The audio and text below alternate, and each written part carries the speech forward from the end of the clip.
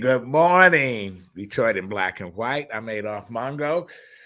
Good morning, Vanessa Moss. And, good morning, Adolph. You out there in the desert enjoying the sun, but we got our sun too. Yeah, but actually it was warmer home than it was here for the last couple of days. Now today is supposed to get up to 85, but it's been, 70s, down in the 50s. I mean, it's been chilly. I've been wearing a jacket. Okay. She's in Arizona, for those who are wondering. Yeah, Allan Lengel, Inline Detroit. Hey. The Washington Post. What is it? The Detroit News. Detroit News. And Eagle American. Well, welcome. Let's go straight to Vanessa. Outrage of the week. So I'm sure I'm gonna piss some people off. I was reading an article today, how there's some proposed legislation here in the state of Michigan to allow undocumented immigrants to get a driver's license in the state of Michigan. I'm sorry. I don't care how much of a D people think is behind my name, in front of my name, around my name. I'm sorry. I'm not with it. I don't care if there's 11 other states that have already passed similar laws. I find it quite interesting that Governor Whitmer in 2008 wasn't with it, but now she seems to have backtracked. I don't know what kind of backlash that the party will face, but if this traction continues with different states doing that, what does it say about the government doing things about helping these people get here legally? I mean, there's ways that you can get here legally, and you're going to give them the privilege of having a license? Get out of here. That's my outrage. Well, that's your outrage. Your outrage. I mean, just the other side, and I don't know.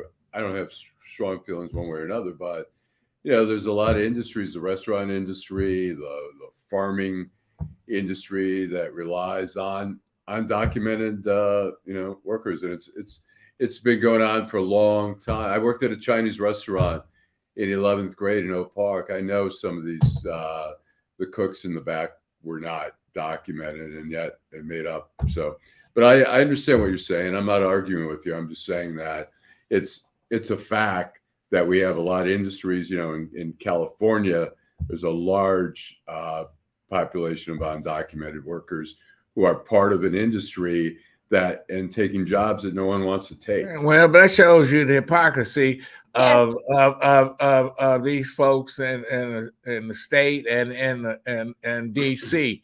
They pick and choose who they want to come here. A Haitian come here, get on a boat, risk their lives. Coast Guard take them right back to Hades and drop them right back off in a civil war. But the Cubans come here as soon as they on land, they can get a license, they can get benefits, they can get everything.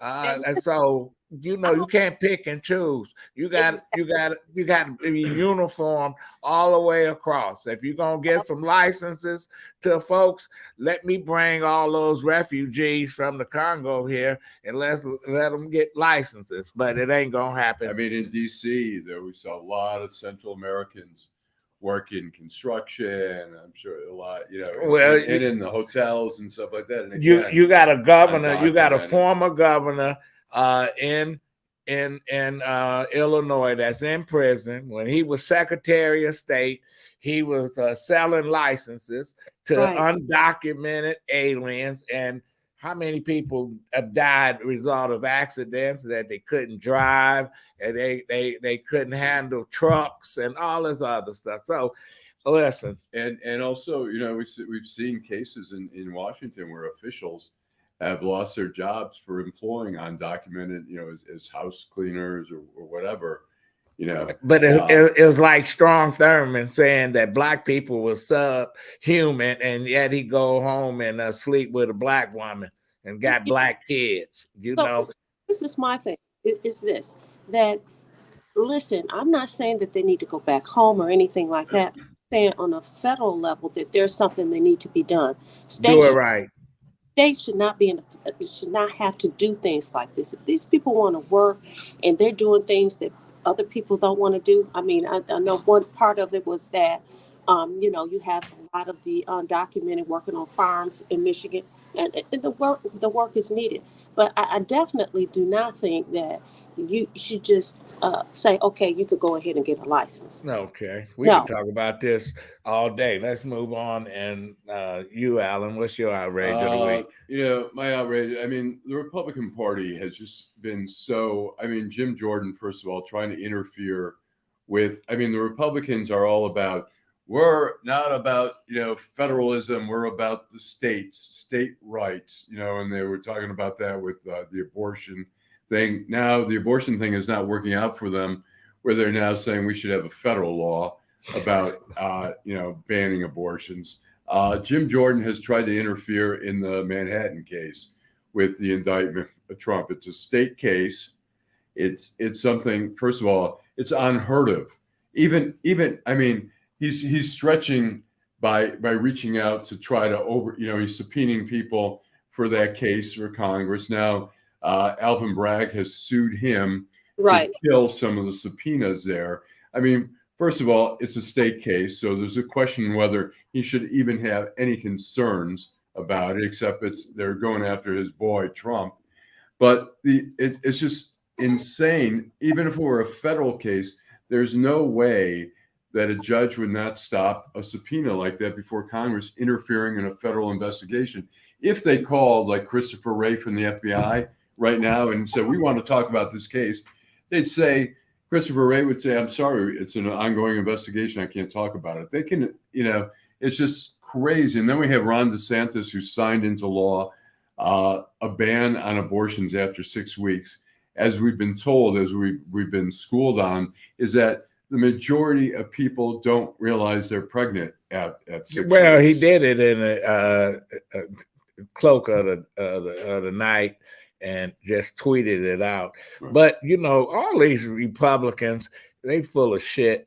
Greg Abbott intervened in a case where an Army veteran shot and killed another Air Force veteran during a Black Lives Matter rally. The guy ran over some folks and he shot him 4 or 5 times.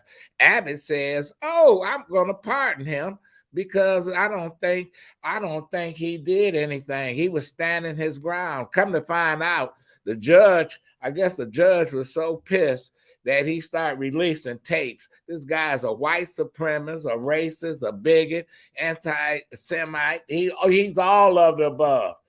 And yet Greg Abbott won't let him go.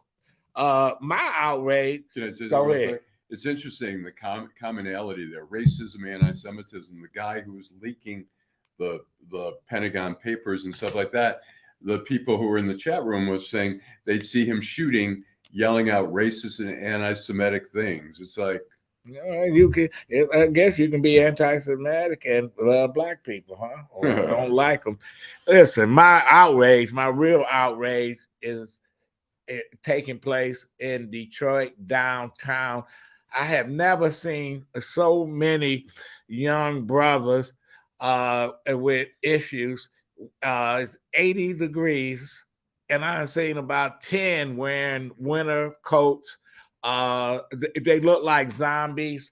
I walk every day, and I was on Michigan Avenue near 3rd Street. You walk past, there was a young man sitting in a bus stop, but he been there for a week. And he Oh. don't. It's like he never moved and stuff. So I called somebody in the police department. They went and did a wellness check on him. The guy got issues. Then you see him. These folks are urinating out. They had no shame. We got to do something with the homeless population. We can give $800 million to the illegals, but we can't control the folks that found themselves on the street with issues. It's 85 degrees. Guy had on winter mittens, boots, and stuff walking down the street. Now, you tell me. They take more care of dogs and stuff than they do people. What is Duggan and them doing? And he can get on TV and talk about, oh, we got all this shit coming downtown. Everything is happening. But how you deal with the homeless? Well, but you know what? Let me say this. I'm not going to say homelessness is not a problem, but you do understand that. I mean, what you described is probably someone with severe mental health issues. You can't make anybody go get treatment. There are quite a few people that say, hey, I don't want treatment. I want to do what I'm doing. Leave me alone. But you can stop them from pissing in the streets. What you going to do, arrest them? You got to do something. So if you walking down the street, somebody piss on you. You do something. My thing is, what's the answer? What's the answer? Well, it ain't no answer. The answer is obviously, John Engler just took away all the rights of folks when they closed all the mental health facilities in the state, and nobody did anything. And now they're making condos and retail out of the former Northville Hospital, Pontiac State. You go Woodward Academy. That used to be the Lafayette Clinic. Right. So charter schools. No, it's no answer. But even some of the homeless facilities, I mean, some of the people don't want to go there because they get robbed. People steal from them. They're intimidated. They'd rather be out on the street. I know. And you in Phoenix, Vanessa, if you can go down to the Capitol in Phoenix, there's Tent City. There's about 3,000 homeless people live right outside the Capitol. And those people that's passing laws and governing the state of Arizona, they just walk past them and go to work. It's like they don't exist. So it's not just this problem. We don't have a big problem like that, but we got a problem. But anyway, that's my outrage. And we need to take a break. And also let's tell we have ML Elrick coming up from investigative reporter for the Detroit Free Press. We're talking about nepotism. Then later, we're going to have Denise Crittendon, a former colleague of mine at the Detroit News, who's got a book. It's a black sci-fi book, and she'll be talking about that. And then we have Jim Nardone, who's the former police chief of Trenton, who is going to be talking about gun violence and all that. Well, and how he doesn't like what Whitmer and them undone. Okay. We got a great show coming up. Okay. Homeownership opportunities are rising in the city of Detroit, and there's a house out there that's right for you and your family. You don't even have to worry about credit or getting a loan. You can win a house for as little as $1,000 and pay for the renovation cost as you go. It all starts at buildingdetroit.org and the Detroit Land Bank Authority. Our auction and Own It Now programs offer a variety of houses in neighborhoods all over the city of Detroit. These homes are in desperate need of repair and new ownership. You can begin by going to our interactive map and detailed property listings to find the right fit for you. It won't be easy, and renovation costs are not cheap, but our compliance team is there every step of the way. We will help you track your progress and connect you with local discounts to save you more money. We have already sold more than 15,000 homes in the city of Detroit, and our inventory is shrinking fast, so you don't want to miss out on this wonderful opportunity. Start your home buying journey today by visiting buildingdetroit.org. So here we go. All right. Yeah. Okay. So we have a good buddy, ML Elrick, We got okay, there we go. We've got M.L. Elrick, who's an investigative columnist for the Detroit Free Press, Pulitzer Prize winner. You may have recognized him from Fox 2. He was there for about 6 years, I believe. He was at WDIV, and he did an interesting story, which I feel like has not gotten enough traction. And I know Vanessa is not in agreement with all this, but about nepotism. He wrote about nepotism in the Detroit Free Press in a column at nepotism at City Hall. So first of all, tell us what your findings were from that article. Sure. So what I found was that Coleman Young, who's our at-large Detroit City Councilman, hired his mother as chief of staff. That City Clerk Janice Winfrey, who had hired her daughter as a receptionist about 10 years ago, now has her son working in the clerk's office. And that Angela Whitfield Calloway, who's the District 2 councilwoman, has hired her daughter as her communications director. This is all entirely legal. The city doesn't have a policy against that. The policy is only that if you have an immediate family member, and that is defined very narrowly, you need to notify the ethics board that you've hired this person. So the only person who actually may be in trouble is Coleman Young, because not because he hired his mother, but because they live in the same house. So you can have mother, son, whatever on the payroll, but unless they live in your house or are dependent on your tax return, you don't even have to disclose that. So I doubt anything's going to happen to Coleman Young. This is not the crime of the century by any means, but it does show that the culture in City Hall of hiring friends and family is alive and well, which, as many people remember, Kwame Kilpatrick took to a high art form. And so we changed our charter to try and put an end to this, but just didn't do it. Let me ask you this, ML. Did you check out the mayor's office that Duggan have? That somebody said Duggan Sons was working for the city at one time. I don't know. Yeah, so I got an entire list of every city employee. I think it's like 9,000 names, and I went through it line by line. There are no Duggans on the payroll, but somebody did come to me and say, I think Duggan's son works for him. He doesn't now. And so I checked with the mayor's office and I said, did the mayor ever hire any of his relatives? And the answer is no. Now, I think what people may be confusing is that Edward Duggan did work for the governor or for the state of Michigan. I think he was on Whitmer's transition team and then may have taken a state paid job.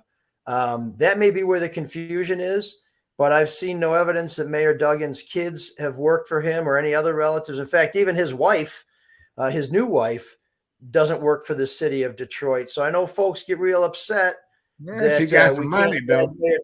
Everything, but if the facts aren't there, I'm just going to report what the facts are. What's the downside you see of nepotism? Why is it a bad thing? Well, I mean, everybody's got a Billy Carter in their family, right? Or a Neil Bush, or a Donald Nixon. What's the other idiot? Kushner. You got a Kushner. You want Kushner working in a right, or Ivana Trump. I think Michael is frozen here. No, I'm not just. I've just muted my mic because people are walking through the lobby. But listen, Allan has already said, I don't have a problem with nepotism, and I think people in general don't have a problem with it. That's why the story hasn't gotten traction.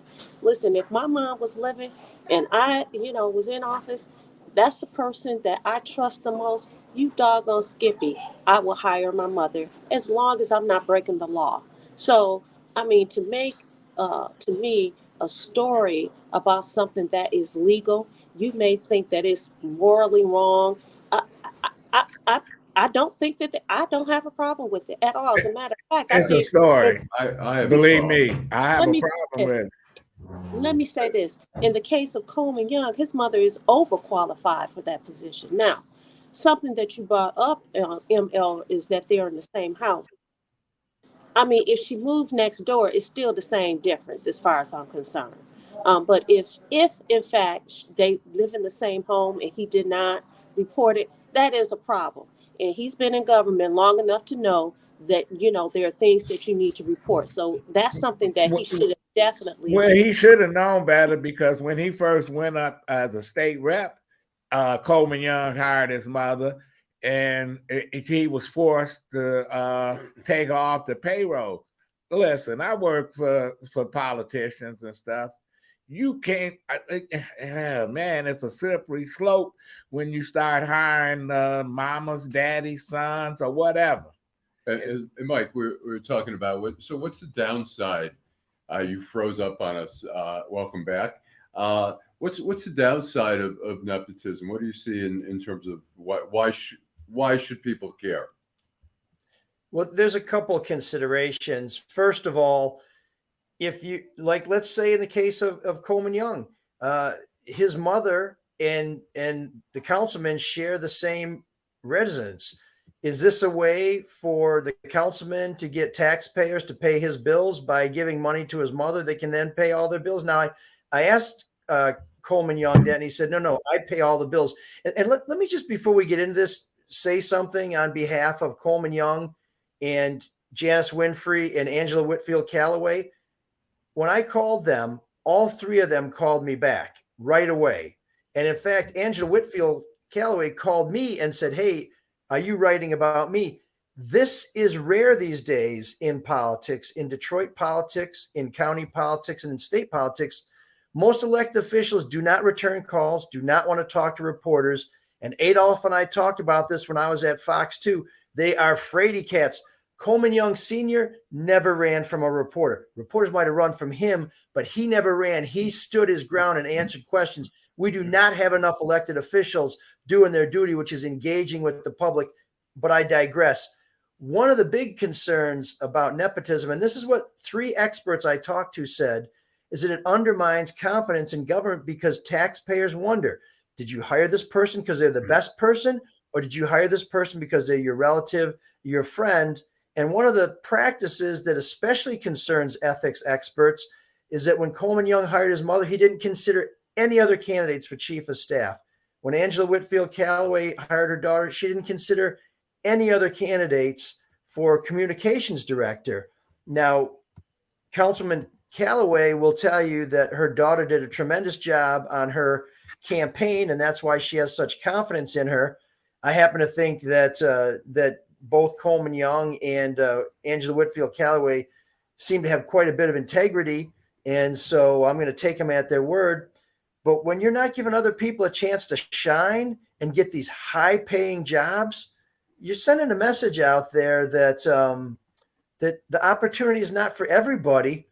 And the other issue is when you have a relative in the office, let's say there's a problem and the chief of staff needs to know about it. Do you want to go to somebody's mama and tell them, hey, the councilman doesn't seem like they're doing a good job or people are mad at them? Well, it's a tough conversation to have. And only a few people I know have got the stones to tell that kind of news to you know, you What, mess to Ann with, Ivy? Because yeah, she'll go with berserk. Mama Bear, you're going to get the claws. Yeah. Well, so, the question is, you know, and Adolph and I were talking. Was have you checked other jurisdictions, and also since the story, has any other cases come forward, and have you checked other like Oakland County, Wayne County? Are there nepotism regulations for government there? Sure. So all these hirings that are acceptable in Detroit are forbidden in Wayne County, Oakland County, Macomb County, the Michigan House, the Michigan Senate, and federal government wouldn't allow this to happen either. Now, I've been waiting for more people to call me and say, well, you need to know about this person or that person in this government or that government. The only call I received, the only message I should say I received, alleged that another Detroit City Council person has multiple relatives working for them. And I said, please give me the names. I'll check them out because I'll tell you, they do not have the same name as the council person. This person was not able to provide that information. This happens all the time. Somebody that somebody likes gets exposed. So they say that everybody under the sun is doing the same thing. When they can't provide any evidence, and I can't find any evidence, we just don't report it. We really do stick to the facts So I guess my message to people is, if you don't like the story, you don't like the facts, and there's nothing I can do about that. You remember Eugene Sawyer, who was the mayor of Chicago for a short term? Vaguely, but What killed him, because the Daley Jr. beat him. He come to find out, as an alderman, he had his relatives on the payroll was making over $1 million a year. So now you think that's a good thing, I guess. Friends and family, but you're feeding. And how many people are you going to feed? Let me ask you this. It's interesting. Well, and generational maybe, wealth, I'm all for it. let me ask you this. You did a story. I thought it was a great story. I mean, to me, I think it's an important story.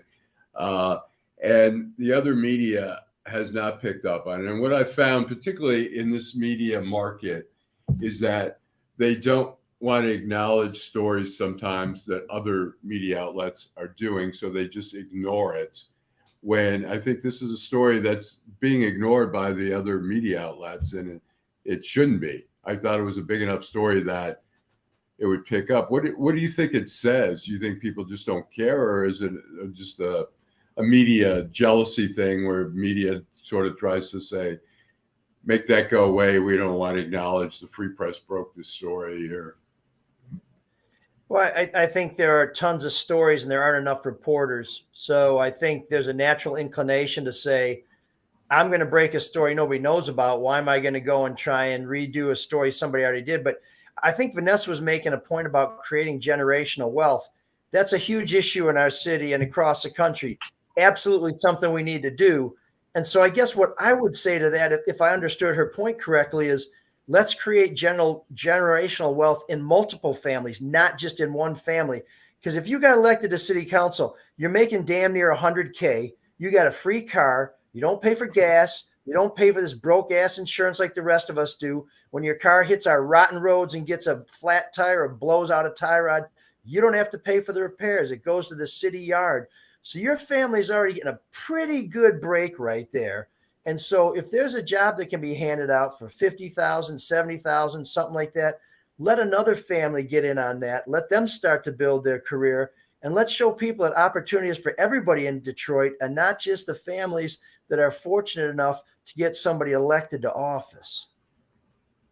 All right. Any other stories out there that are that we should be keeping our eye on? What anything going on in the state legislature or at City Hall that sort of piqued your interest? Yeah, so I continue to pay a lot of attention and try and do some digging on the Lee Chatfield scandal. I'm expecting there to be more federal charges in this thing of all these lobbyists and former lawmakers trying to get rich off of the weed business in Lansing.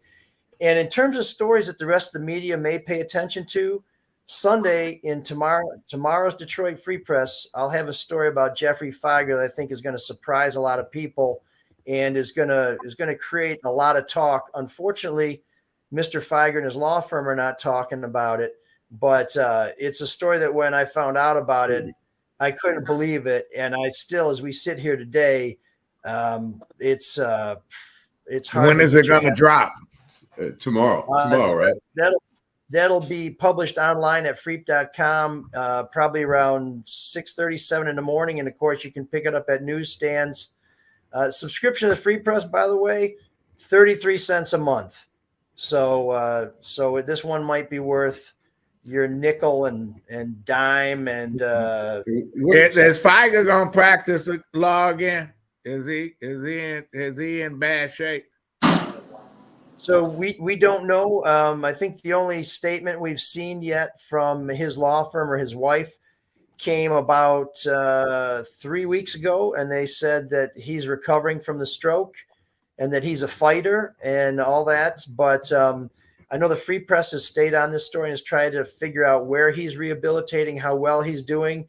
Just nobody's talking about it, and certainly nobody responded to what I uncovered in public records.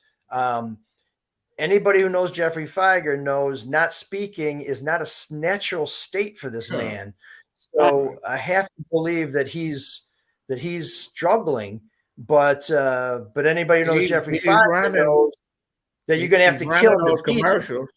He's doubling down on those commercials, so that tells you something. Hey, we see Dan Gilbert. It's funny, not funny, but I mean, he had a stroke. It's got to be 3-4 years ago now. We don't hear a lot about him. I hear little things that he's not as involved in the company as he has been, or that he's still involved. Do you hear anything about any updates on Dan Gilbert? Do you hear anything ever? No, but remember, Dan Gilbert was not someone who was always out in front and center. Geoffrey Fieger is. Geoffrey Fieger, if there's news, he's going to be in the middle of it. And so I have to believe the fact that he's taken more of a backseat role means that his health is an issue. And, no one should wish a stroke on anybody. And it'd be great to see him back at 100% again. But I don't know. Sometimes people's absence speaks very loudly. And, we hope he gets better. When he does, I'm sure he'll be yelling at me, but that's okay. I'm used to people yelling at me. I've been married for 25 years. Okay. Well, we're going to, hey, thanks, ML. Wait a minute. Before he was just on such a flow, I didn't want to interrupt. Let me ask you this, ML. The story about Lee Chatfield, I've been following the story. Has it gotten any traction whatsoever? I mean, it seems like, it's a sleeper story. And I've been keeping up with it, but nobody's really talking about it. And Vanessa, I think the Detroit News and Bridge Magazine and the Free Press has been doing quite a bit of work on this. In fact, we've spent quite a bit of money on lawyers trying to get some of these search warrants released, which will bring some more names of people who are under scrutiny into the public domain. There's been a little bit of a lull because, curiously, Michigan's Attorney General is trying to keep this search warrant wrapped up, even though our attorneys tell us this absolutely should be released. But I've been doing as much as I can to beat the drum on this, because I think if we get to the bottom of this Lee Chatfield story, we're going to find out just how filthy politics in Michigan work. We're going to find out just how badly we need reform. And what we're going to find out is that a lot of these people that have been putting a lot of money in these Republicans' pockets have been putting a lot of money in these Democrats' pockets. And as I've written in the Free Press, that's my biggest concern, is that people will not want to get to the bottom of this, because when they get to the bottom of this, they're going to find out that some of the bad guys are some of their friends. Absolutely. And what about what is Dana Nessel's motivation for keeping the search warrants and everything under wraps? Sure. So I'm not as intimately familiar with the ins and outs of the legal case, but my understanding is it's a matter of, well, some people's names are in these documents who may or may not have done bad things, and who in the end may turn out not to have been bad actors. And I certainly appreciate the notion of somebody's reputation being harmed because they're mentioned. But truly, that's something that people who drafted those records should have thought of in the first place. And the law says these are supposed to be released. So I'm sorry if somebody's feelings may get hurt, or maybe you put somebody's name in there that you shouldn't have put in there. When the law says you got to give stuff up, you got to give stuff up. And if somebody's name is in there and you've determined, oh man, we never should have thrown that name in there, then come correct and tell us that. But don't be hiding your dirt. Don't be burying your bones in my yard. That shit's got, excuse me, we're on the internet, right? That shit's got to come out. Right. Well, Frank Kelly used to throw people under the bus all the time, releasing information. And I know of a famous case, a former Senator Basil Brown, he had to resign. And then the court come back and say, oh, you made a boo-boo, but it's too late, Right. So I can see her trying to protect folks, but I can see her trying to protect her friends too.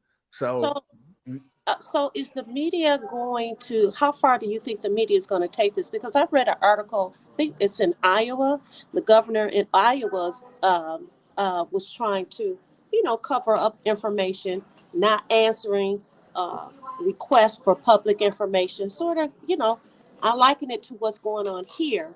And the Supreme Court said, no, you can't do this. So, I can't wait to see what comes of this, if anything comes of this. And what I mean by that is, are we going to see something immediately, or is it going to have to go through the legal channels and go all the way to the Supreme Court in order for us to get this information? I do agree with you that as the public, we're entitled to that information. We need to know exactly what is going on. As to Jeff Fieger, you know what? I should be an investigative reporter because I just asked a question to someone that I know about him. So we'll talk later. All right. Yeah, hey, we need more reporters, Vanessa. Let me tell you, the pay isn't so good. The hours are lousy. I was just about to say, don't waste your time. All right. Well, but you get to hang out with Adolph and Allan, so that's worth something. ML, thanks so much. Appreciate it, buddy. We'll talk to you soon. Have a great weekend. But thanks.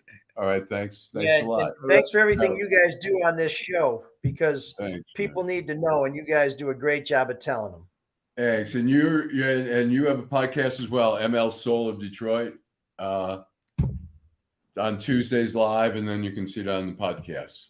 So Rachel Meadows, so subscribe and brother-in-law. Black and white. Yeah. All right. Thanks. Take care. Okay. Appreciate it. We'll go to a commercial break. Detroit. Nearly 30,000 vacant lots all over the city of Detroit are for sale right now. That's right. Nearly 30,000 vacant lots are available now, starting at just $100. The lot next to your house or the lot down the street. Make it yours today in just a few simple clicks. Find out if it is available by visiting buildingdetroit.org. At the Detroit Land Bank Authority, side lots are just $100 and neighborhood lots sell for $250. You can apply and pay online today by visiting buildingdetroit.org. And if you don't see the lot you're looking for, call our offices. Our phone number is 313-974-6869. Again, that is 313-974-6869. We have already sold more than 21,000 vacant lots to Detroit homeowners. Make today your turn by visiting buildingdetroit.org. Hey, Joe. Welcome back. And so we've got a couple entertaining little videos from The Daily Show. As we know, The Daily Show, Trevor Noah has left. They've been having different guests all the time. One of the guests that we're going to show right now is somebody who's actually been a correspondent on the show for a long time, very funny guy. And he's talking about Trump. And so I thought it was worth a few yucks here. So roll the first one, Joe. Normal people don't bring the Secret Service to get arrested. And to be honest, I kind of feel sorry for the Secret Service agents. How you get assigned to a former president, you're supposed to be going to baseball games and windsurfing. You get assigned to Trump, you got to go to Rikers. All right, and we've got one other one. But as passionate as Republicans are, you got to give them credit. This case is being quarterbacked by a black district attorney, and not once have they called him the N-word. That's amazing. Excuse me one second. Hey there. I'm very proud of y'all. You're very angry about this, but at no point have you gone all the way to publicly using the N-word, and that's growth. And I want you to know that I see you and I see your progress, and that's just a little pat on the back from your old Uncle Roy. Yeah, but they unuse the N-word, nigga. They don't have to say it. They can say woke. They can say thug. They can say whatever. And we know what they're talking about. Well, look, if the guy is getting death threats, which he has been getting death threats, we can assume that some of those are coming from some hardcore racists who are using the N-word. But I think he was sort of jokingly saying publicly they have not used the word, and he's kind of making a joke there. But obviously, I'd be shocked if Alvin Bragg has not. But I'm just waiting on somebody to release a tape with Donald Trump saying all kind of shit, because he ain't said it. Did you guys see the story? Excuse me, where Stephen A. Smith, who Allen, your friend, worked for Stephen A. You see that story? How he talked about how He a piece of garbage. Stephen and A. Smith, he's the guy's too full of himself. this guy says, "Listen, he's not a racist. I wouldn't vote for him, but he's not a racist. Get the out of here. You can't have Get it both ways. He ain't a racist, but you both ways." can't vote for him. He's misunderstood. It's like going into a room and the white people talking about Jews, but not saying anything about black people. But we Right. know when I leave there, they're gonna just throw all the garbage on me. We know the pattern, and Right. the pattern is Trump been a racist. His father was a racist. They spent millions of dollars to fight lawsuits because they didn't want to rent to black people in New York. They went and got Roy Cohn, the worst sleazebag attorney ever. He makes the top 5? Yeah, He's up there. yeah, ain't no question about it. So if it quacks like a duck, walk like a duck, look like a duck, it's a duck. It is. Look, wherever we go, we know there's racism, there's anti-Semitism. I was at a wedding several years ago on the Eastern Shore of Maryland, and there was a group of people I was we were all standing around with a drink. They were starting to get on the edge of some anti-Semitic stuff, and I was like, "What the?" These were educated people. I know one guy was a lawyer. And so, wherever you go, whatever, it doesn't matter. Look, we saw Richard Nixon talking to Haldeman, and there's a video, if you go on YouTube, and Nixon says, he goes, you notice he's talking about the Rosenbergs and about Daniel Ellsberg, who leaked the Pentagon Papers. And he goes, you notice those Jews are pretty sneaky. And then he says, but he goes, there aren't a lot of Negroes who are spies. And Haldeman says, yeah, because they're not smart enough. Right. You listen to that shit and you're thinking like, we all know they talk that way, but when you actually hear it, it's still kind of shocking. Yeah, well, it ain't. It ain't shocking because I grew up in that atmosphere where you can be walking down the street, cars go past you, call your names and stuff like that. It's just you deal with it. But I think what he's saying is that it's kind of shocking. Like he used the example of him being at a event with these people and basically socializing. And you think they're pretty cool, and then you actually hear how they really feel. They show you who they really are. So it can be shocking because I've had instances with that too. I had someone that I was very, very close to, so I thought, but it's really something. Politics and money really allows you to see who people really are. She showed me exactly, and I've known her for years. When she showed me who she was, I said, you know what? I'm the same person I've always been. I'm good. I don't ever have to socialize. Did you read about Tucker Carlson, who said that Justin Pearson and Justin Jones was illiterate? They were sharecroppers. Right. Then he said Malcolm X, he spoke the King English. And he was intelligent and all this other stuff. So, but anyway. I have a quick little story before we bring on our next guest, Denise Crittendon. I was at the Washington Post. I had just gotten there. I maybe been there a few months. And I don't know if you remember, there was a guy, Andrew Cunanan, a gay guy who was going around the country killing gay people. And he was the one who killed the designer down in Miami Versace down in Miami Beach. And so they thought they had him at a beach house down there in a boat or something, but the Washington Post said, no, we want you to go out, interview people at gay bars and ask them if they're afraid of Andrew Cunanan. So, I asked some people where to go. I go to this one gay bar, I believe it was on 18th Street in DC. I go to the manager, very respectfully said, look, I'm from the Washington Post. I'd like to interview people. Are you okay with that? He said, yeah, go, fine. So I started interviewing this guy who's probably in his early 40s. He looked actually very straight. And I'm talking to him. And while I'm talking and interviewing him, I introduced myself in the Washington Post.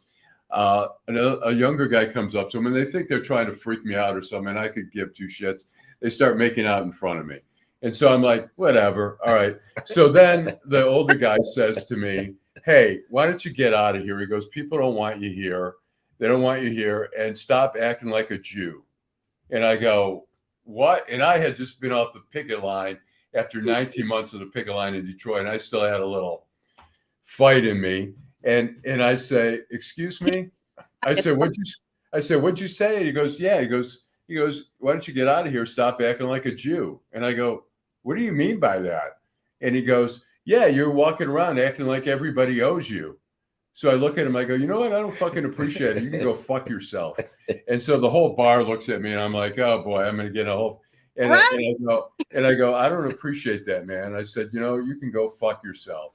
And then I walked out because I felt there was going to be a well, mess. he might have went and fucked himself. Well, anyway, okay. Anyway, so we want to bring on Denise Crittendon. See. She's not ready. Okay. Well, we're gonna. What's the name of her book? Her book here. I'm going to show you. Her book is called. She ready? Okay. We're going to bring her on, and we'll do the proper introduction here. Hi. Hey, Denise. Hello. How are you? Hello. Welcome. Yeah. So we've got Denise Grindin, a former colleague of mine at the Detroit News. She also went on to work at some magazines as an editor, and she worked at the Kansas City Star, which we were talking about a little bit yesterday. She has written a book, and I saw her speak a few weeks ago at the Wright Museum, and she did a book signing, and there was a big crowd. A lot of former Detroit News folks were there. The name of the book is called Where It Rains in Color, and here is, try to get as good a close up as we can. And I'm going to do a little bit of, I'm going to read just something real quick. It says, first, Black Voices Matter acquisition is a stunning exploration of beauty and intelligence in a magical African mythological retelling, driven by wonderful characters transported into an Afro-futuristic world. Where It Rains in Color infuses romance, mystery, and mythology of the Dogon tribe of Mali, West Africa. Significantly inspired by her time in Zimbabwe, Crittendon questions and plays with universal beauty standards and challenges the structure and system in which they live. Now, in your own words, tell us what the book is about and how you came about to write a book like this. Hi, Allan and Adolph and Nessa. Yes, I wrote this book because first there was a dream, but there's always more to it. It's interesting because I tell people a dream inspired the book, but that really is just only a fragment of it because a dream just gives you one little puzzle piece, and then it's up to you to fill the blanks and put it all together. So I had this dream, and this was while I was still at the Detroit News, by the way. I woke up, took notes on the dream, and stuck it in a drawer. Then years later, when I first left the news, I had a little time to actually work on this title, this idea that I had. But again, I didn't have that much time. I was in between jobs, 2 or 3 months, and I wrote it real fast. Along the way, I kept getting more and more inspiration. I was concerned about the state of Black America. Of course, we all are. And I wanted to create something more fantastic for our reality. I wanted to project people of the African diaspora into a future that was so much grander than what we have now. So I decided that I would try and create a new Black aesthetic. I flipped beauty standards, Allan, and I created a society where the darker you are, the more beautiful you are. And in this society, this world, this planet I call Swazembe, they live underground because on the surface of the planet, there are neon vapors floating that are absolutely beautiful, but they're electromagnetic, so you can only stay up there for so long. Underneath, I wanted the world to be technologically advanced, and that's what we have. And there's a woman, a very stunning dark complected Black woman who's about to be named the rare indigo. Swazimbi is a tourist resort. And so from across the galaxy, everyone wants to visit this place because they want to see the neon colors. They want to view the rare indigo, which is what the protagonist is about to be named. And they want to travel from place to place in a wind force called the sweep. It's like a natural phenomenon. So that's it in a nutshell. Before we And get tell into how did you end up in Zimbabwe? How did that all come about? I took a leave of absence from the Detroit News and went to Zimbabwe. I just had this travel lust, this wanderlust, and I wanted to see another part of the world. And in fact, I actually had thought about joining the Peace Corps. Went to the Peace Corps office and found out they didn't need journalists. So I applied for this fellowship, and I ended up in Zimbabwe, which is where I wanted to go, for a little bit under a year. Okay. And tell us about Zimbabwe. What was it like? It was What kind of living? Where were you living, and what was it like? Was Robert Mugabe still in power? Mugabe was in power, yes.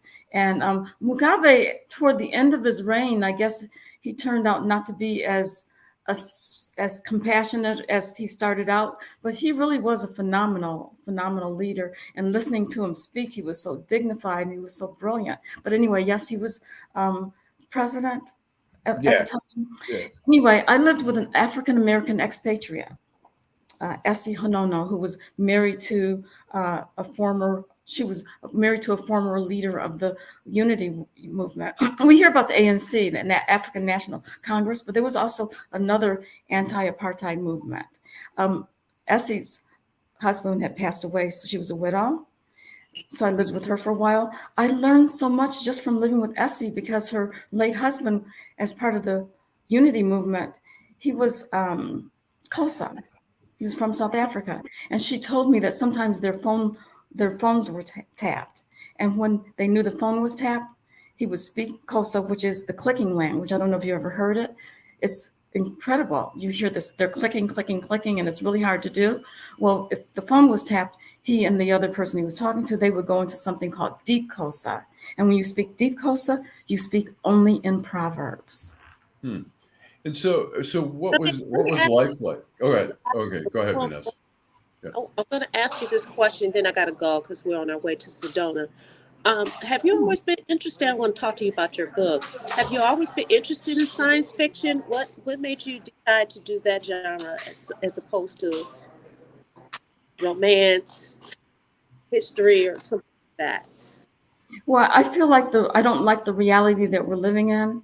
And so my mind likes to leave it. I have always had this outlandish imagination. A lot of people didn't know that because I was a news reporter dealing with facts, but inside my imagination was running away. And so when I sat down to write a novel, for me, it was just a no-brainer that I wouldn't stay within the lines. You're working as a newspaper reporter, you're staying within the lines of reality. Then you sit down to write a novel. I felt like, I don't have to stay in the lines anymore. I can create whatever I wanted. So it just gave me a chance to kind of break free. Well, I guess you heard the call of Richard Pryor when he said he saw Logan's Run and there was no Black folks in the future. So, yeah, it's like we're the Black folks in the science fiction movies. Yeah. I'll give you a sign off, guys. See you later, Vanessa. Okay, Have Vanessa. a great weekend. Hey, Ron, nice meeting you. Yes. Nice. All right, take care. Okay. So what kind of reaction have you gotten from the book? What's the feedback been?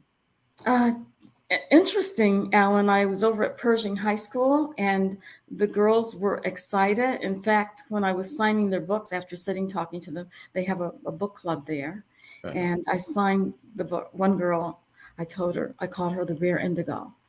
She's never even heard of a rare indigo before, right? But then when she saw herself described that way, she was just delighted and she went and showed it to her teacher. Look, she called me the rare indigo. And I was excited too, because that's exactly my point. One of the reasons I did that in the book is I wanted Black girls to feel so good about themselves that they didn't have to invest so much energy in trying to mimic another beauty standard. I wanted us to own our own standard, and I could see that happening by the way Black women are responding. But again, it's not just Black women who are responding favorably. It's a lot of people just like the idea, but everyone likes something different. One person who interviewed me said she just loved the suite. That's the wind force they traveled in. And she said that was always her favorite part of the book. And another person said her favorite part of the book was the Wilfins. And another person. So I just think everyone found something or finds something they can identify with. And where can people get your book? I mean, obviously Amazon. Right. Everyone can get anything on Amazon. Right. Other places. Yeah. Is your book being sold at any bookstores or? All books. I like to say, wherever books are sold. It's sold at Barnes & Noble. In Detroit, it's Source Bookseller, BookBeat in Oak Park, and Underground Railroad Reading Station. Are you familiar with them? They're in Second Baptist Church, a bookstore. Yes, I am. Are you coming out with a sequel to the book? Or everyone. Well, you said you had a dream, and it took you a minute to put it together. Right. I'm sure that this book is only a fraction of what was in your head and what you put on paper. The story continues. Yeah, it does. The series. Because the book, in my opinion, ends on a little bit of a cliffhanger because our protagonist, Lalila, starts out very spoiled, and she evolves as the book goes on, and she discovers she's a clairvoyant and she's a healer and all of that, and she can enter the minds and bodies and spirits of the ancestors. See, that's why I hate to read books like this, because I'm waiting on the other one, and then another one. It's amazing how people jump ahead of themselves. So she's fully self-actualized by the end of the book. So of course you're wondering, well, now what is she going to do with all this power? So yes, I have some ideas, and I want to write a sequel. Well, I guess this generation, this new generation, I'm glad to see that they embracing books, because I don't think some of them can write a sentence with this text messages and all this other stuff. But to be excited, especially when you look at the book and say, that's a lot of pages, you know, but it's not a lot of pages if you're used to reading a lot, and enjoy a good book. Yeah. I've got a question. Your time in Zimbabwe, I'm going to assume, gave you a tighter bond with Africa. Yes. And at the same time, I always wonder, like, particularly when I was in DC, I talked to a lot of Africans, and then I talked to a lot of American Blacks, and there seemed to be a tension there, and there seemed at times to be resentment for both sides, and they didn't get along that well. Have you? I try to sometimes figure out, like, some people want to be called African American, but yet there's some of the Black Americans are hostile toward the Black Africans and vice versa. Have you seen any of that? And I'm curious your view on that.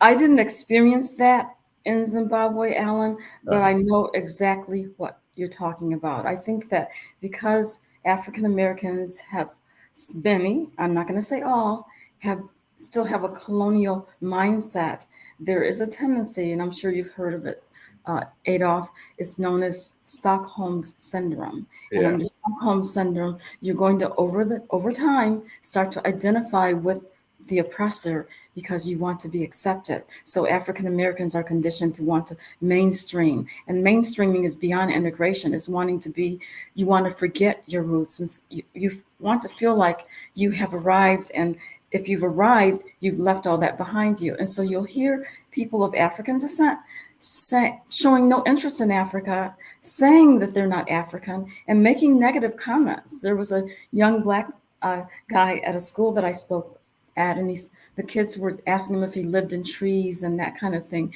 And it really breaks my heart, which is another impetus for the book, because the book shows Africa in the way that Black Panther does, in a very grandiose way. It shows the other side of Africa. Well, I think people still think of Africa. I mean, Zimbabwe, has some modern cities, and I think people just have they don't have a knowledge of those cities. I mean, a lot of Americans of all, stripes are so ignorant. Well, some of them think Africa is a country. It's a continent with many countries. And for example, I love the OJs. And when they say love train, and they talking about they say Egypt and Africa too. Oh, that's right. You know what? I'm like, Eddie Levert, Egypt is in Africa. I know. How did that even get into the song? Well, because people don't get it. People don't get it. It's like I debate with these young valet guys downtown Detroit that's from Yemen. And I asked one of them, where you from? He said, the Middle East. I said, bullshit. You from Africa. Let's look at Yemen, South, North, whatever. But it's Africa. It's the continent. It's and you gotta school these folks.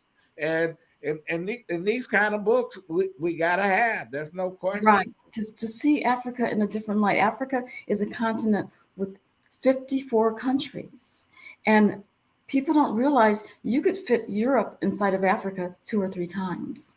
That's how enormous Africa is. Yeah. And you can't even say, well, I've heard in Africa it's like this, and I've heard in Africa it's like that. It's so enormous. It depends on where you visit. So even when people say, oh, I hear that there are cities in Africa. Yes, there are. Africa is very modern. If you go to Nairobi, Kenya, Nairobi's like New York City. But here's the point I like to make to people. I don't really think that Africa is grand just because it's modernized. If you go into the villages where the culture is intact, you will learn so much. There's so much wisdom there. There's so much glory there. And even something as seemingly simple as women of African descent carrying enormous loads, 70% of their body weight on their heads. They're not using their hands, and they're moving with the ease of a gazelle across the savannah. That is magical when you see it up close. And here's the thing people don't understand. Harvard University and the US military have been studying these women for years, and they still haven't figured out how they do it. So there's just so much there to explore in terms of our history, our wisdom, our understanding of the laws of the universe. So if you don't mind, I'd like to share a little bit about the Dogon tribe. When I started writing Where It Rains in Color, I didn't realize that the inhabitants of this planet, Swazembe, are the descendants of the Dogon. I knew about the Dogon and I was fascinated about the Dogon, but it didn't hit me yet until I started getting close. Here's what's so interesting about the Dogon tribe. They live in Mali in West Africa, and they live in huts. But do not underestimate them just because they live in huts. They know to this day more about the cosmos than astronomers in the Western world. Wow. They were discovered back in I'd say a couple of centuries ago. Some archaeologists were moving through the area through Mali, and they met the Dogon, and the Dogon proceeded to tell them about a companion star to Sirius. Sirius is the star, the brightest star in the sky. It's the one that we see the most and the one we know the most about. And the archaeologist was like, oh, what are you talking about? There's no companion star to Sirius. There's Sirius, and that's that. And they left thinking, well, what do they know? They don't even have technology. Fast forward many years, and in the Western world, we developed more sophisticated telescopes. And what do we discover? There is a companion star to Sirius. It is now known as Sirius B. Some of them travel back to Mali, to the Dogon, and they ask them, how did you know about the star? I mean, what in the world how did you know? And the Dogon said, beings from space came to us on a spinning arc, and they told us about the solar system, and they taught us a great deal. To this day, this is known as Dogon mythology. My question is, if it's mythology, then how did they come about this information?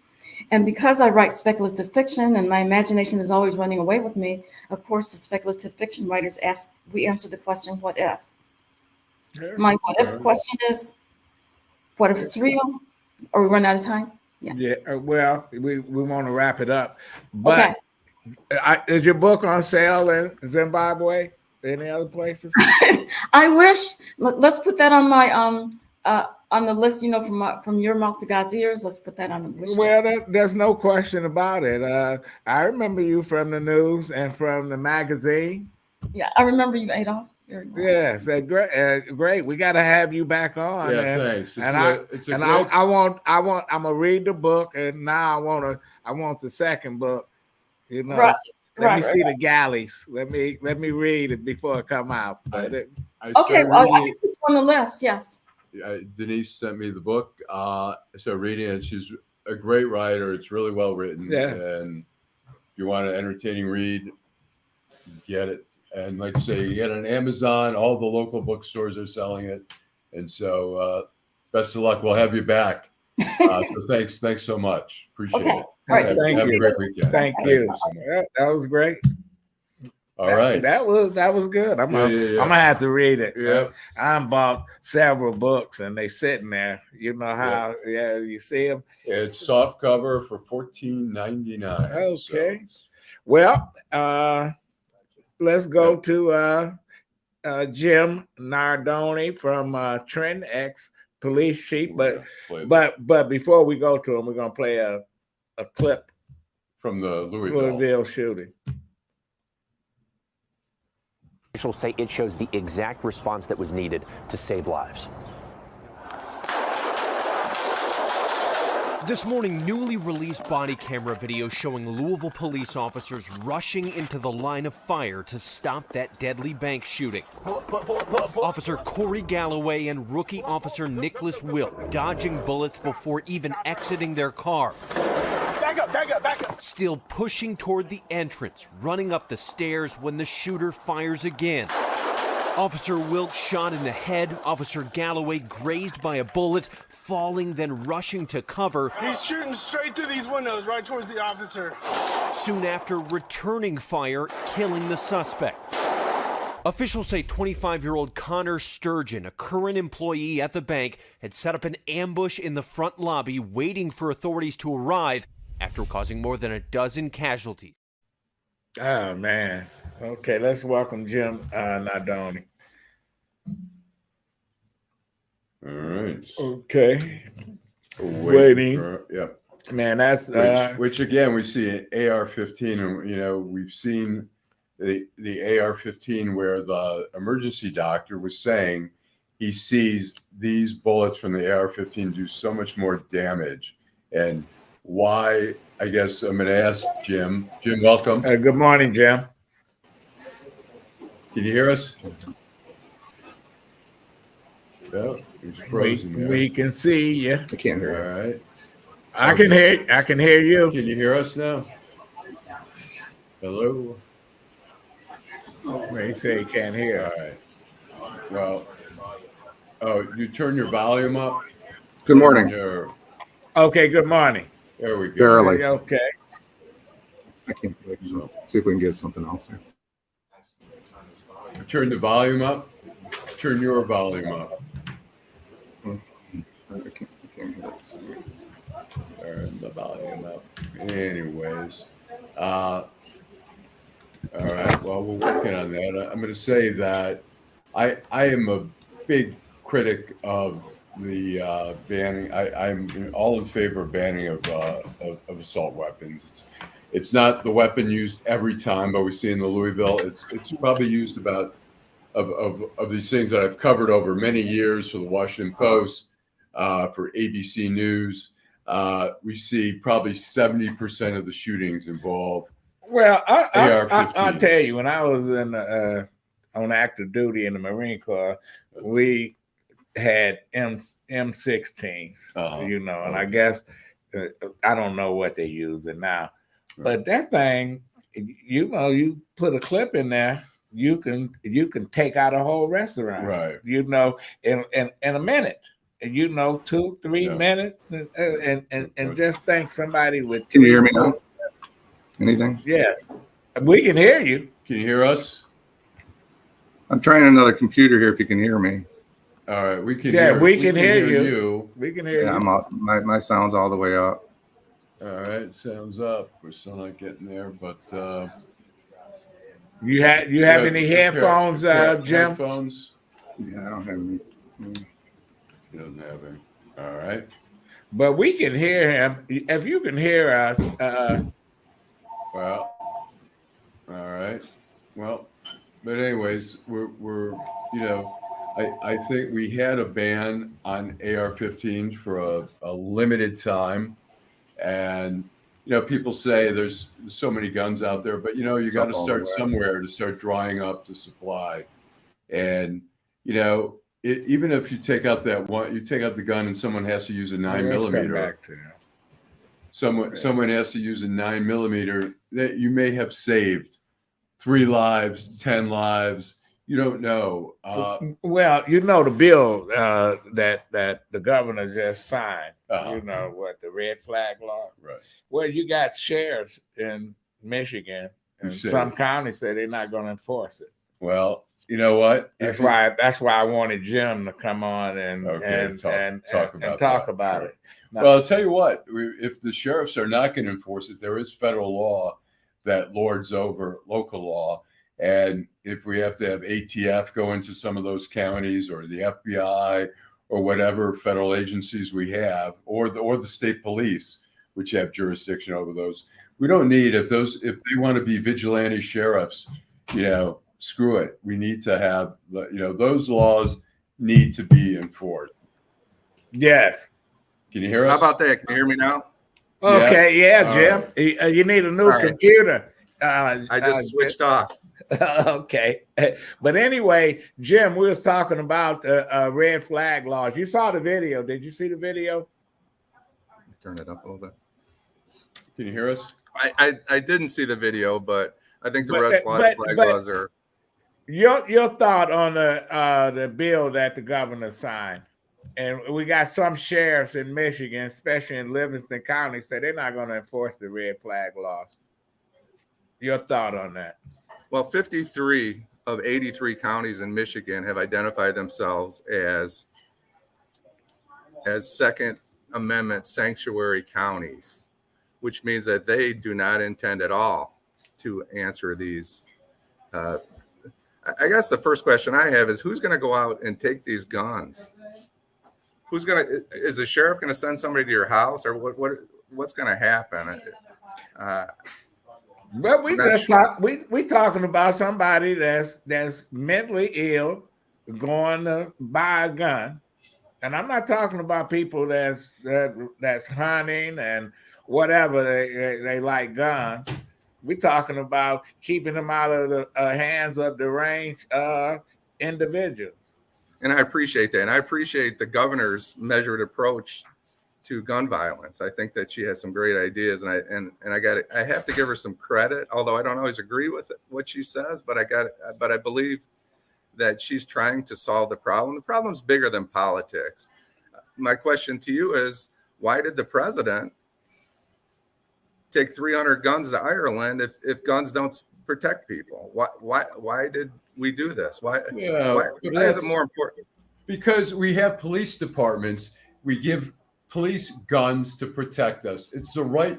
We have to make sure the guns are not in the wrong hands. It's like, we're not saying that guns are bad. We're not saying that guns don't protect people. But we are saying, when you take 300 guns to Ireland, we're talking about Secret Service agents who are trained to protect. We're assuming they're not going to kill the president. They're not going to kill any Irish folks over there. It's just not a fair comparison, I think. Okay, I'll go along with that. But so why is it not important to protect our kids? Why is the president or Mike Duggan or Gretchen Whitmer more important than our kids? I guess that's the question I'd like to answer. Why don't we want to protect our kids? How do you protect the kids? How would you protect the kids? Ted Cruz said before the shooting in Louisville that we need to have armed guards in the schools and set them up like they do in the banks, and you wouldn't have that. But that the bank employee approved that. Listen, armed guards or not, if somebody want to shoot up something, they shoot them up. That's absolutely true. I think that I belong to a gym, and it's made up of veterans and retired police officers and firefighters. And we've had this discussion. A lot of the guys are like, I'll go do it. I'll take my firearm and I'll stand at the front door of a school. I'll give you 6 hours a day to protect these kids. There's people out there here that are willing to protect the kids. The politicians are not willing to protect the kids. We left 600,000 automatic firearms in Afghanistan. What are we doing? What's important? Why do we think those guns won't kill people? Well, let me ask you, I have a question about, I was mentioning when you were having some difficulties there, the ER doctor at a press conference in Louisville was saying, I'm seeing from AR-15s, he goes, these bullets cause so much more damage. Should we not ban AR-15s? And it obviously, I have an opinion on that, but I'm curious what your opinion is. I'll give you my AR-15. I'll give you my handguns. I'll surrender my rights. Once you can walk down the street safely in Detroit, I'm sorry that Vanessa had to go away. Maybe she didn't want to talk to me, which I understand, but when she can't go somewhere, when she can't drive, she had something better to do than talk to me, I'm sure. If we can't go down the street without somebody bumping our car because they want to take our $40,000 car, we have a bigger problem. We have a leadership problem. We don't have a gun problem. Well, I won't say we don't have a gun problem. I'll say our leadership problem is more relevant than our gun problem. So the president passed some legislation and took credit. The governor went to the Michigan State University and took a victory lap and had her press conference at the stadium. Why wasn't she at 6 Mile and Gratiot? Why didn't she have her press conference at 6 Mile and Gratiot or Greenfield or Finkel and Greenfield? You know what, Jim? What you're saying is, I heard the same comments after the Oxford shooting and how people rushed to Oxford, how they got all kind of help, and the spotlight was on them.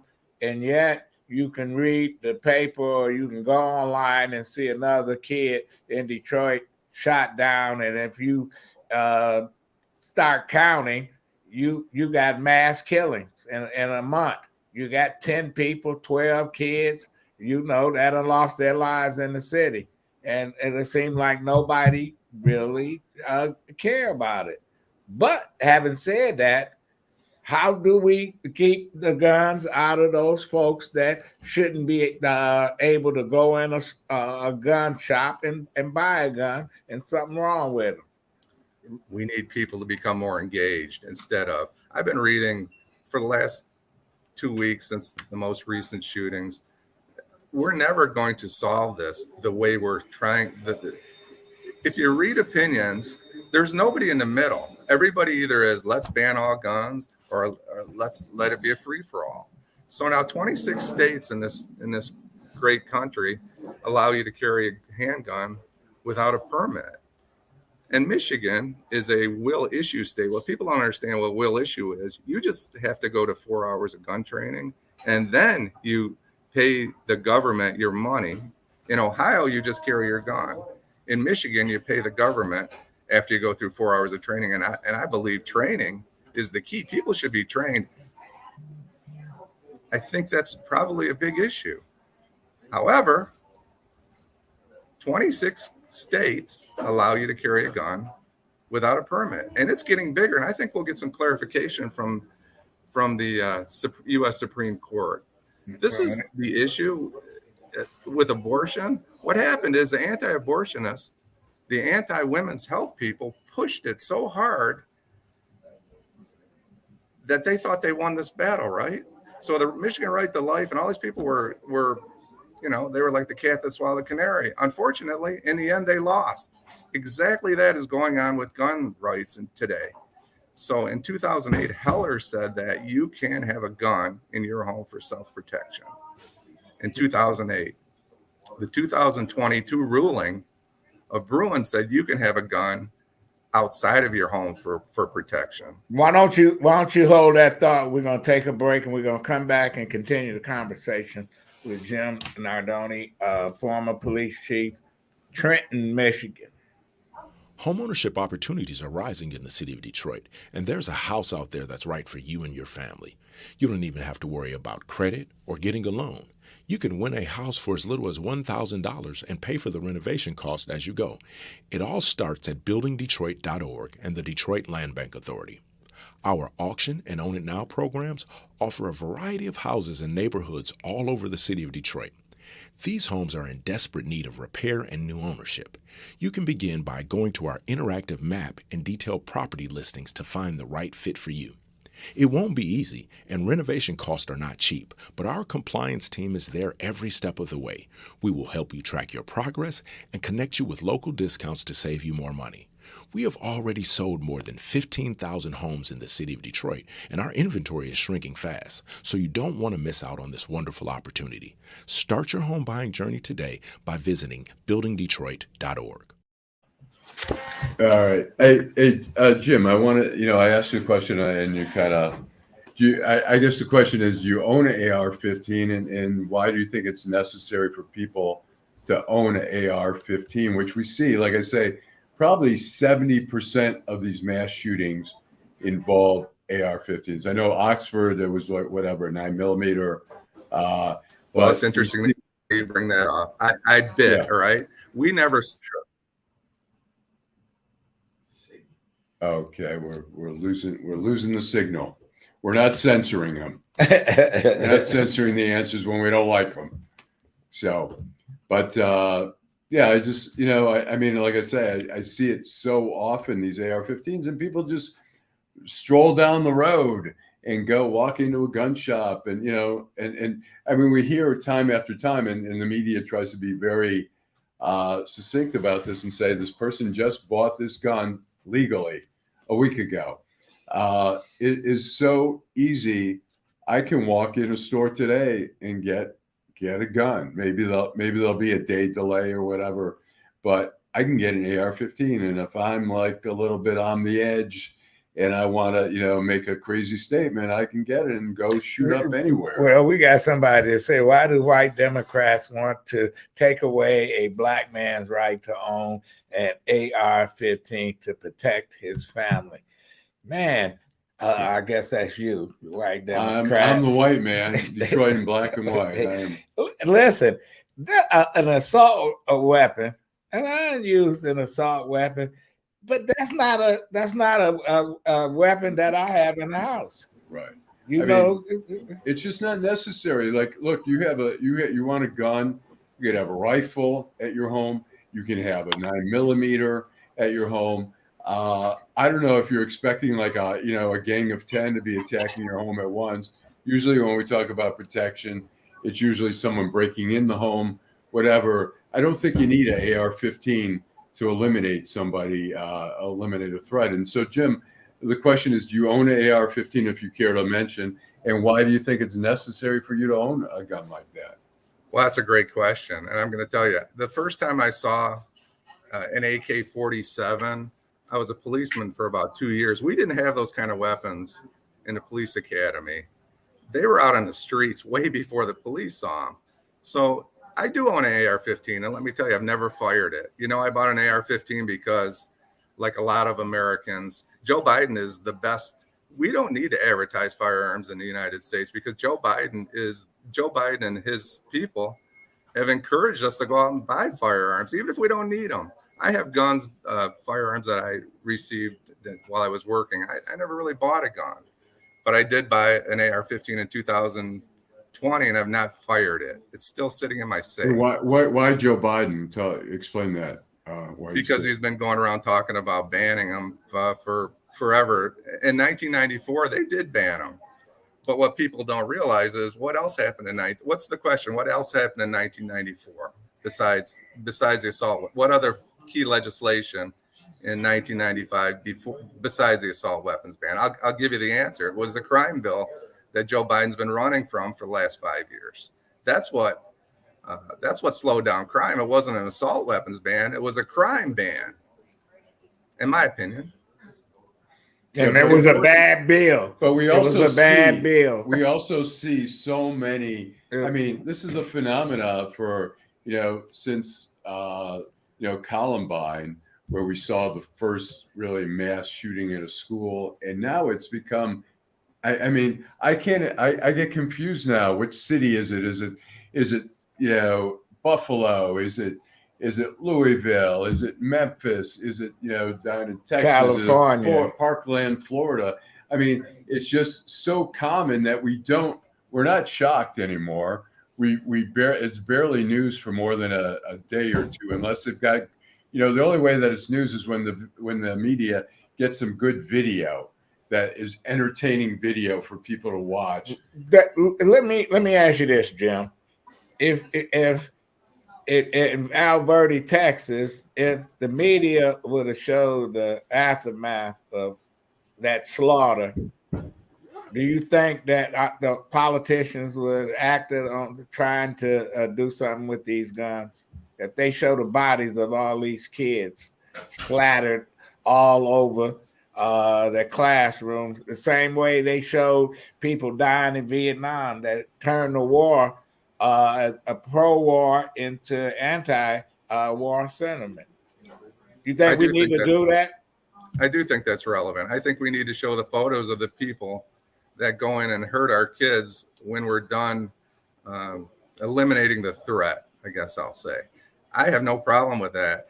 As a police officer, I've seen industrial accidents, I've seen shootings, I've seen stabbings, I've seen things that a lot of people haven't seen. And in a small town, if you're in a big city, you see that stuff almost every day. But we don't know.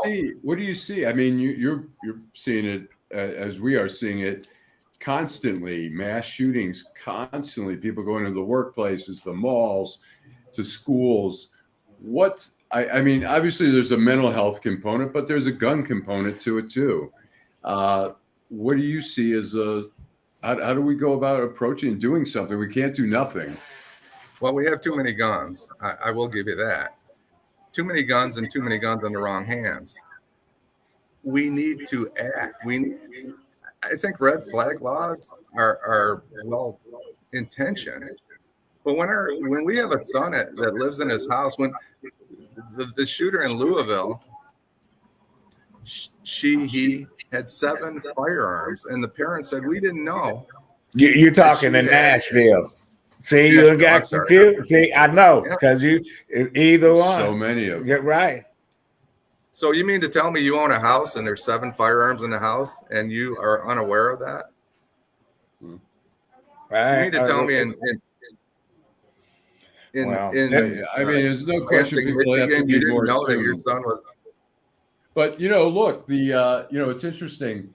In this Louisville case, the mother got a note or something or a message, and she called the police and she said, "Oh my God, my son, he might do something dangerous." And they go, "Well, does he have a gun?"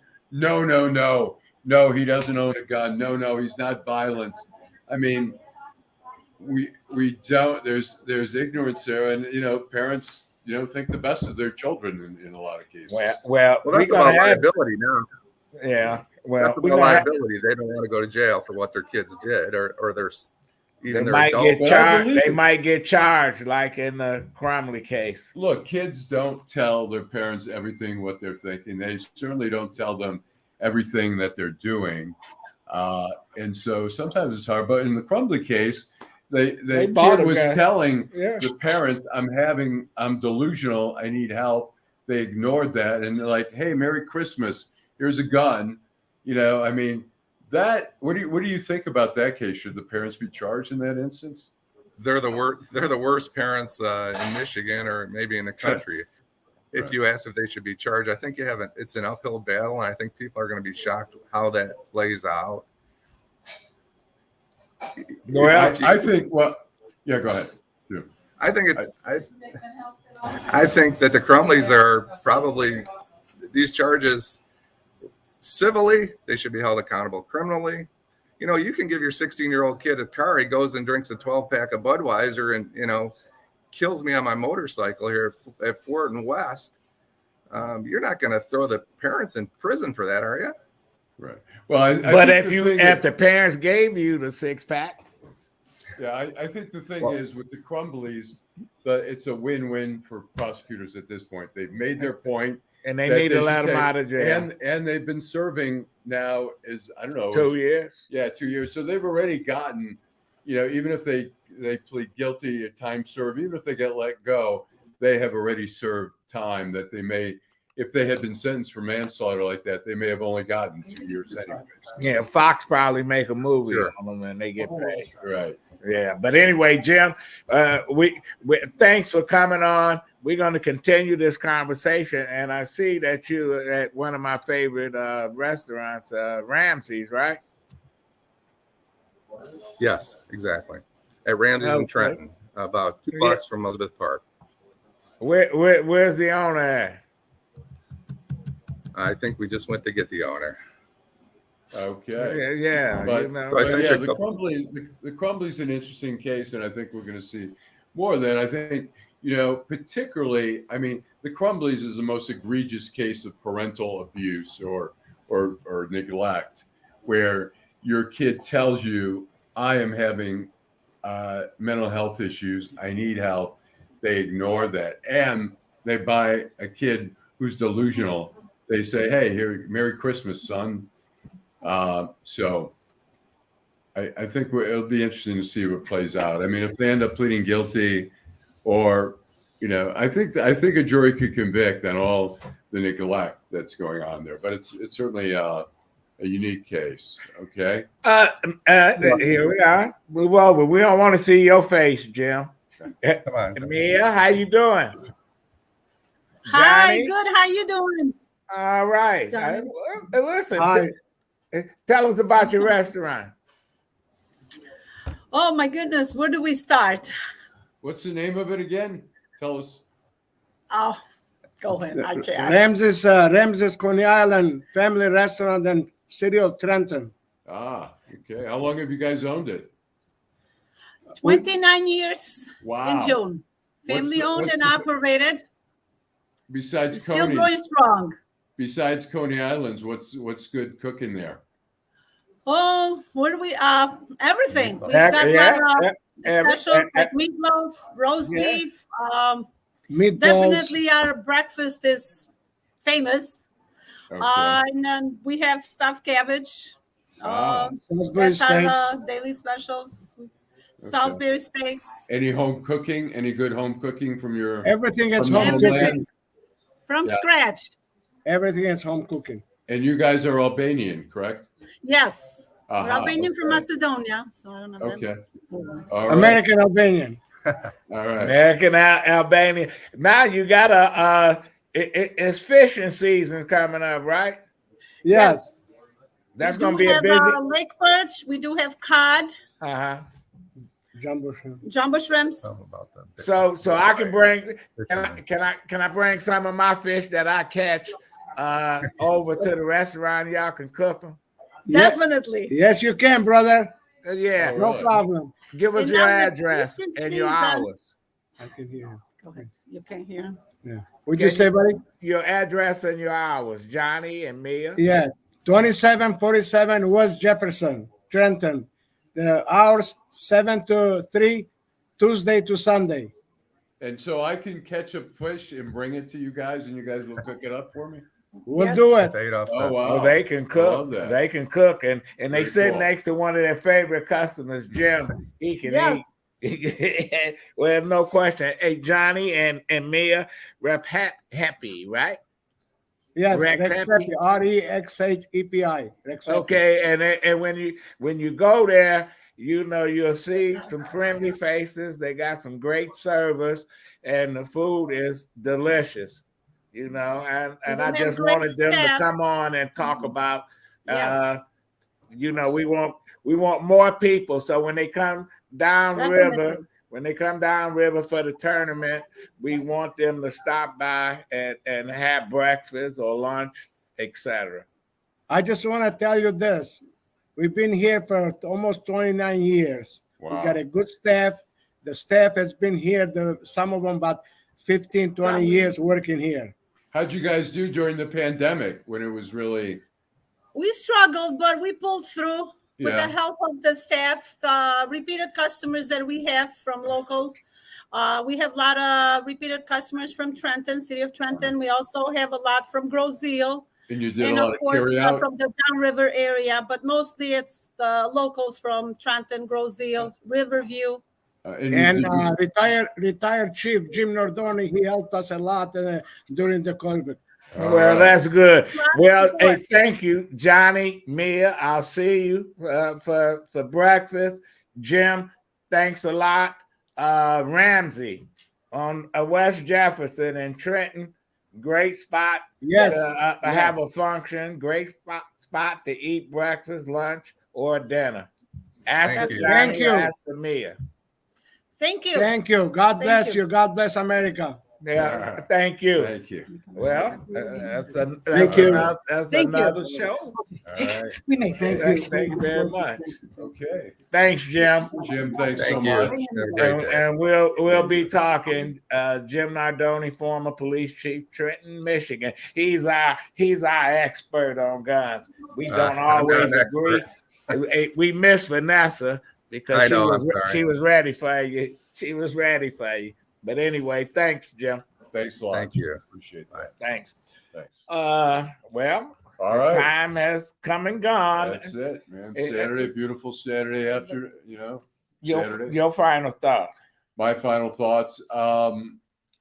It's interesting. We were talking a little bit about Chief Craig, whether he's gonna. We got a video. We have a little video of Chief Craig. Let me intro it by saying, he's thinking about his run for governor was a disaster. He screwed up the signatures, and even we show his announcement when he was running. He did it on Belle Isle, and it was really kind of a disaster. And so we have a little video here, Joe. So let's roll it.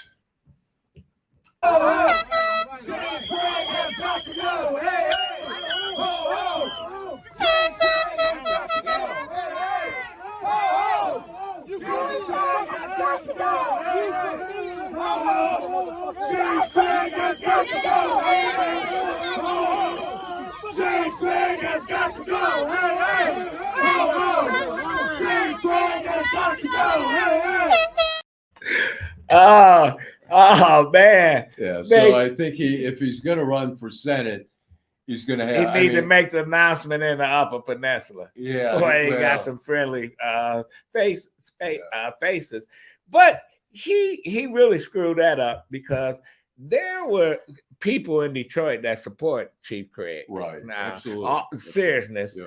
He could have went to a church. He had some ministers. Mm-hmm. He could have had his own crowd, and it could have went off smoothly.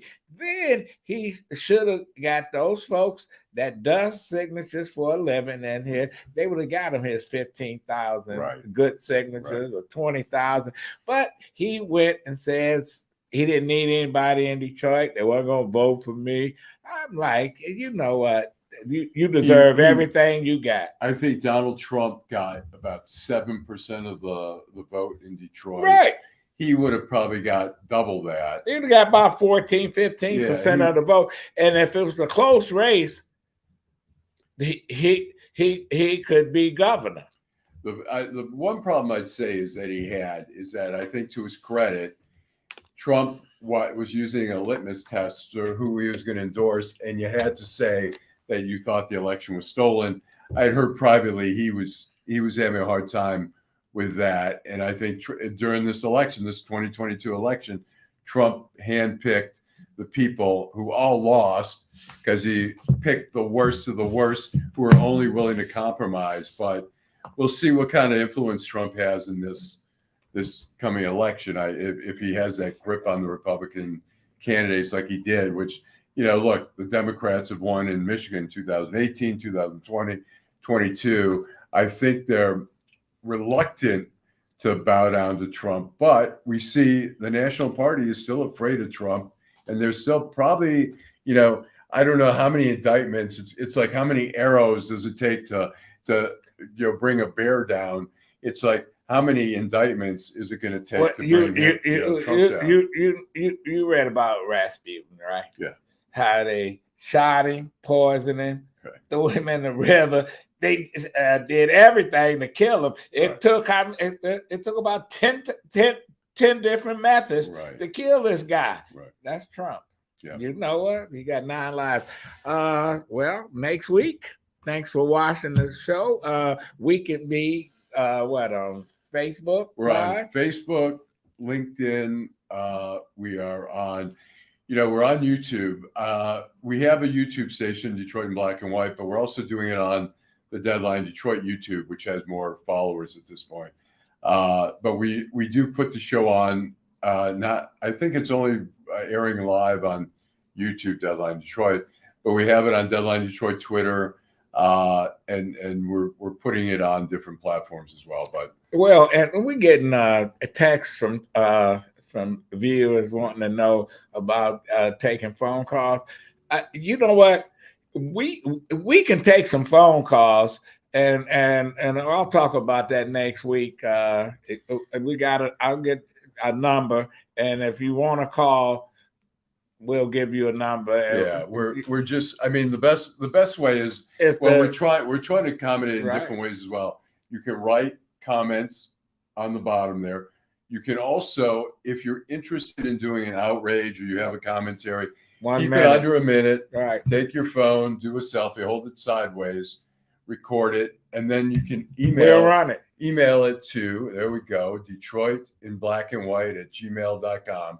And we, as long as it's reasonable. Right. And, no question about it. And you can criticize us. We're certainly open to criticism. We're not going to let anything like racist. I don't want to hear no bad news. But anyway, so there's ways that we're trying to open it up in different ways as well, because, Okay. I want to thank everybody.